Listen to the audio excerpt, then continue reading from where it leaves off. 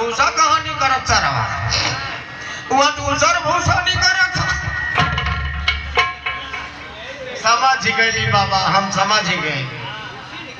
वहाँ सर्व भूसी नहीं करत, भूसा कहानी समझ गई। समझ गए समझ गई। वहाँ तोहार गर्मी, हाँ वहाँ तोहार गर्मी, वहाँ तोहरे आदमी का गर्मी और वहाँ भूसा का गर्मी, सब देख रहे हमारा लस्सी गर्मी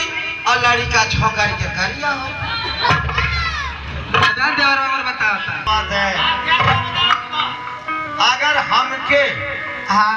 गड़बड़ी तनिको भाई हाँ तो ये जान जाए हमारे टेलर भैया, हाँ टेलर भैया तो के दबाव जरूर दी है और गाड़ी पर बैठा के तोरे नैहरे ले छोड़ के सही बात तू काम कराइला। अच्छा बता काका बनाईबी सैया ये हमके तो एकदम सर्वा पसंद ना दुल्हा ये उल्हा दुल्हा डोरहा मोरहा ये कुछ पहले के मेहरारू बनावत है। भत्ता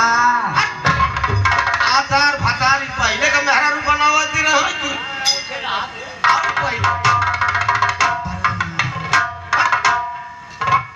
अलामुना बलामुना का होला रे हमके ना पसंद करियवा गोरखा शैतान करे तब का तो के बनाए हो अरे नीक का बना खूब निक का बनाए खूब नीक का बना ला तो के कितना निक का बना के जिंदगी में याद कर दे हम नीक का बना जाने आज तो हम इतना निक बनाता है ना मोर भैया सारा ताने ताने टाबर थारा तरल